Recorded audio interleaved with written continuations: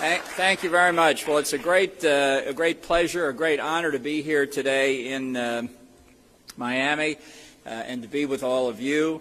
I can't thank Ileana Ros-Lehtinen enough. As she said, we've known each other many years. We fought a lot of battles together against common opponents, and she's somebody who I think has been a model representative in Congress. And we're going to miss her in the halls of the House of Representatives, but we're not going to miss her in Washington because I know she's not going to leave these issues she cares about so much alone. I just know she'll be up there constantly. But what a wonderful representation of the American dream she has been.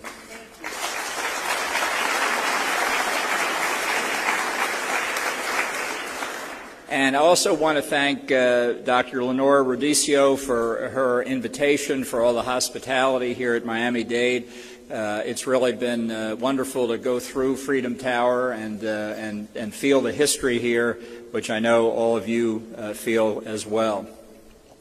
And I'm here on behalf of the President because we've got some important policy concerns to address with respect to Latin America, and I couldn't think of a better place really to try and discuss them and try and answer a few of your questions when I'm finished. I'm looking forward to that. This really is a subject of utmost importance to the President, to me, and to the entire administration, and that's U.S. policy toward Latin America. Across our administration, we are working hard to strengthen bonds and deepen ties with several responsible governments throughout the region. The United States is thrilled to be partnering with nations such as Mexico, Colombia, Brazil, Argentina, and many others to advance the rule of law and increase security and prosperity for our people. The recent elections of like-minded leaders in key countries, including Ivan Duque in Colombia and last weekend Jair Bolsonaro in Brazil, are positive signs for the future of the region and demonstrate a growing regional commitment to free market principles and open, transparent, and accountable governance. Yet today in this hemisphere, we are also confronted once again with the destructive forces of oppression, socialism, and totalitarianism. In Cuba, Venezuela, and Nicaragua, we see the perils of poisonous ideologies left unchecked and the dangers of domination and suppression. This afternoon, I'm here to deliver a clear message from the President of the United States on our policy toward these three regimes.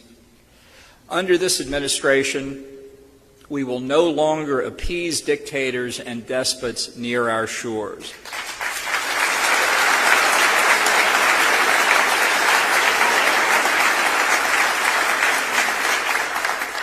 We will not reward firing squads, torturers, and murderers.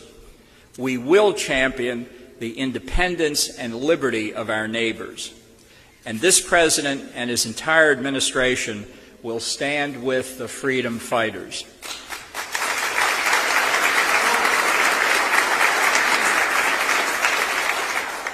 The troika of tyranny in this hemisphere, Cuba, Venezuela, and Nicaragua, has finally met its match.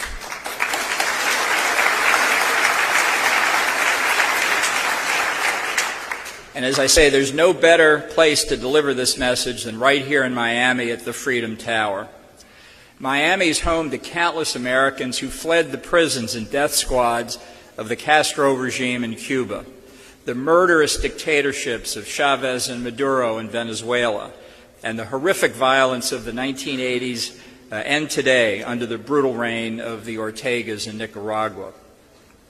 In every corner of Miami, you will find someone who has endured years in Castro's infamous Combinado del Este political prison, or has been tortured in Maduro's Helicoide prison, or is a loved one still languishing in Ortega's El Chipote prison.